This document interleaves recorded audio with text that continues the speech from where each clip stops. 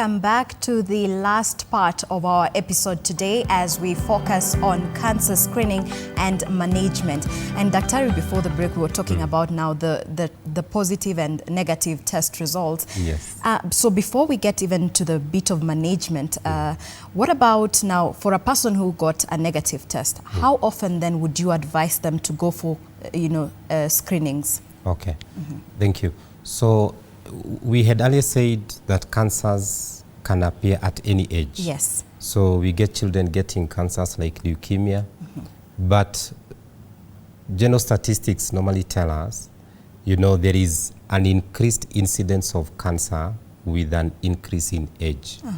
So that will go without saying that, the older the individual, the more likely they are to get cancer. So therefore, we normally say anyone above 40 years of age, male or female, it is very advisable to be doing a screening test for cancer once every 2 years. If it is a male, for prostate cancer, we like them doing once. If you have done the first test and it's negative, you always advise to repeat after every 3 years. Okay. But if you have never done, or there was a risk, then you should be able to repeat after every 2 years. For females on breast cancer and cervical cancer, so it's always advisable to do a screening test once. For females, below the age of 40 for cervical cancer, once every year.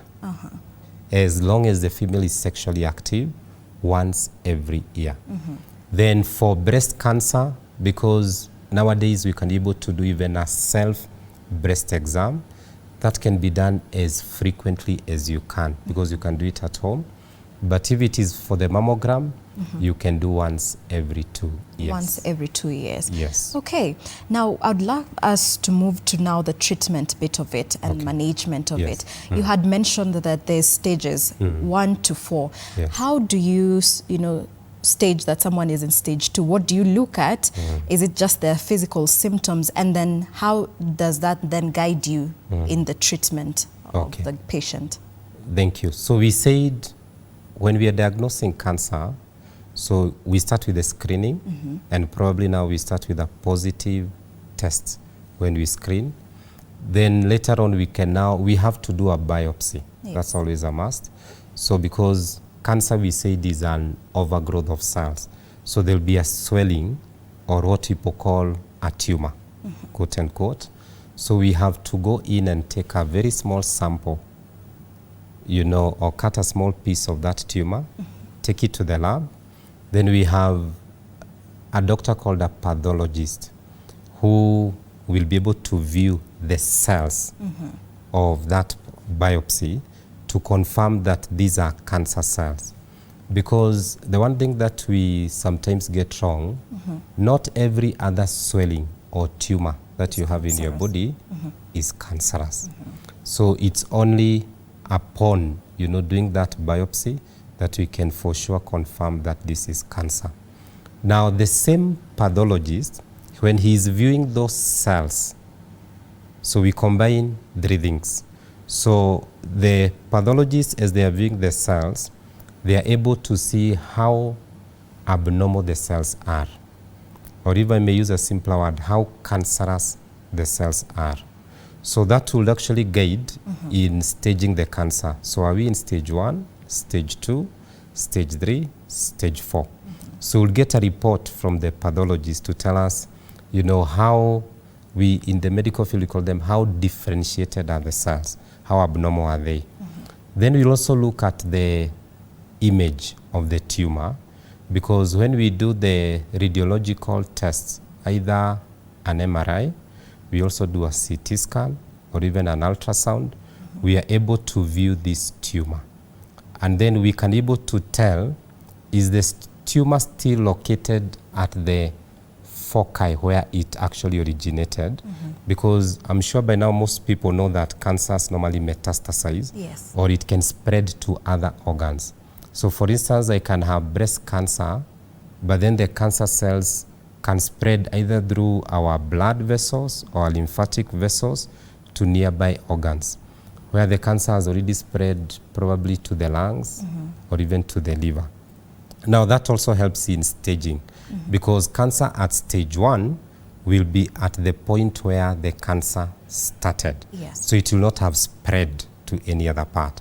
So in stage 2 is when the cancer now starts spreading to nearby blood vessels and tissues, you know, the normal tissues. Stage 3, the cancer now has spread to lymph nodes and nearby organs. Then stage 4, in most cancers, it has already metastasized all over the body. Now, clinical manifestation, how the patient looks like clinically, is not a very good measure of the stage in which the patient is. Because especially for the earlier stages, stage 1, stage 2, and stage 3, most of stage 1 and stage 2, the patient more or less looks healthy. So, but stage 3, definitely when you're in stage 4, the patient will already have started developing the signs and symptoms of cancer. And the most general one is this rapid loss of weight. So where the patient notices, for example, in a period of just a month or 2, I have lost 10 or 20 kgs. That's what the patient will tell you. So, and also probably some other things like loss of appetite, you know, the body, you know, you lose energy of the body. So the guy gets, you know, very low energy and they get easily fatigued. So those are more or less the general symptoms. The others will be specific depending on where the cancer is. For example, if it's a breast cancer, you'll have a lump or a growth in that particular part of the body. Yes. Okay, and so now take us through now the treatment options for the various stages. Okay. For stage 1, will I necessarily have a surgery for it? Yes. So maybe before I specify them with the stages, cancer as a disease, we only have 3 options in management of cancer, irrespective of the stage where it is. So, and the options we have is 1, surgery. So where you go in and excise, or quote unquote, you go and cut and remove the cancer or the growth. So that's surgery. Then we also have radiotherapy, where we use radioactive rays, very strong ones, not like the ones that you use for x-rays, which can be able to penetrate through the skin of the patient, and they have the capacity to damage and kill cancer cells. We call that radiotherapy. Then the third option is chemotherapy. Now, chemotherapy is where we use cancer drugs. So these drugs either taken through the mouth or they can be given into the blood. Now, drugs designed, very strong ones, which also target to damage and kill the cancer cells. Now, those 3 options are not used independently of each other. For instance, most cancers in stage 1, when we are deciding which treatment option to go for with a patient, it is not just about the stage. So we also have to consider the age of the patient. Probably this is a child who has a lymphoma. So different ages would best fit a certain type of management of cancer. But what I may give as general guidelines, now the earlier the stage of the cancer, you know, the more likely it is that we will use probably just chemotherapy or radiotherapy. And then, you know, as the stages now go higher, stage 3 and stage 4, when the cancer is bigger, then we have to do the surgery. And it will not just be done independently. So we combine the treatment, whereby in stage 3 and stage 4, we'll first take the patient through radiotherapy and chemotherapy. Let me give an example. Probably this is breast cancer. So the patient is in stage 3. So they have this very big growth in their breast. So we cannot just go in and do mastectomy. That is just removal of the breast. So the patient must first be done radiotherapy so that you shrink or reduce the size of the tumor. Because radiotherapy and chemotherapy can be able to reduce the size of the tumor so that you can now go and be able to do surgery. Then even after the surgery, the patient will still be done radiotherapy and chemotherapy. So it is not really the stage per se which will determine whether we'll do chemo, radio, or surgery. It is the profile of the patient, the age of the patient. Remember also the patient has to choose. The doctor or the physician does not have, the right by himself to actually choose. What we do, we give the patient the options that they are.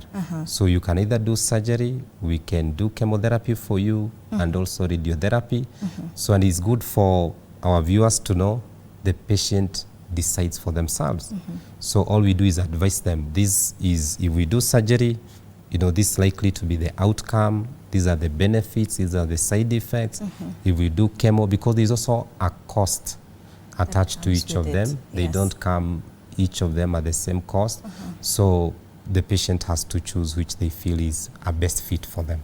Yes. And for now, these different options of treatment that you have mentioned, do they have any side effects? Are there any long-term side effects on a patient that someone should, wait on? Thank you for that question. If I don't know whether any of our viewers, probably they know a cancer patient who has undergone treatment. The biggest challenge in management of cancer is the side effects of the different management methods. And that has actually been a hindrance to patients adhering to the medications or to the treatment. Whereby, if a patient, for instance, other than surgery, but for chemo and radiotherapy, they normally have very, I don't want to use a strong term, but it's just good for our viewers to know that these are expected challenges in the journey of treatment of cancer. Whereby we normally say it loosely, it first has to get worse before it gets better. So once you start treating cancer today, if a cancer patient starts taking the drugs and also undergoing radiotherapy, they realize the symptoms actually get worse. In fact, most of them would come back to the hospital and say, I'm actually getting worse than better. And most of them, we may forget, they would actually, some of them totally stop taking the medication or even the radio, fearing that it is not helping them. But that's how it is. Because as you take the drugs for cancer, those drugs and also the radiotherapy, they also end up damaging some of the normal cells in the body. So the most common side effects that you'll get with chemo and radio, we know one is what we call nausea and lack of appetite. Very, very common and very bad nausea. Sometimes you also get gastrointestinal problems. Either you get diarrhea or constipation, either of the two. We'd also get some patients also having hair loss. Very common, most of us have seen, because cancer medication and also radiotherapy, cancer cells, we say, they're highly dividing cells. We also have other cells in our body that also divide a lot, especially the skin cells together with the hair. So as a side effect, the moment the body is introduced to radio or chemotherapy, then hair cells, so they start dropping off.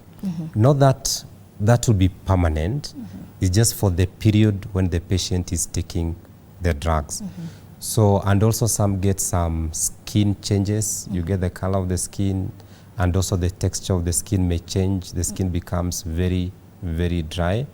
So those are most of the side effects. And also, the energy within the body. The patient gets weak. Now they feel, I was coming with cancer, my body was weak. Now with the medication, it's getting weaker. It's just getting worse. But what I should mention is that the side effects, as long as the patient perseveres, it's just in the early stages. A month or so before the body gets used to the drugs. Then once you get through that phase, then you start the recovery phase. Okay, Dr. I have 30 seconds. I want to ask you is, now when someone who is undergoing the treatment, how would you advise them to take care of themselves in just like 30 seconds and adhere to the treatment? Okay. So one, the main thing that I would actually say is accept and be ready for it to get worse before it gets better. Just, and keep to your clinic dates, and also keep taking your drugs, because even the side effects that you see are just due to the medication that you are taking. But in the long term, you know, the recovery, you'll enjoy it way better than stopping the treatment. Okay, Yes. very wise words from you, Dr. Martin. Thank you very much for gracing our set today. It has been a lovely conversation. Thank you so much. Thank you also for having me. Yes, and thank you also for our viewers. All right, thank you. We are getting to the end of Body Garage, where we were discussing cancer screening and management, and I do hope that you are actually considering to get a screening, not because you have these symptoms, but because, you know, you're looking out for yourself and ensuring that you are better every time. Thank you for always keeping it TV47. I am Sheila Chelangat. Until next time, it's good night.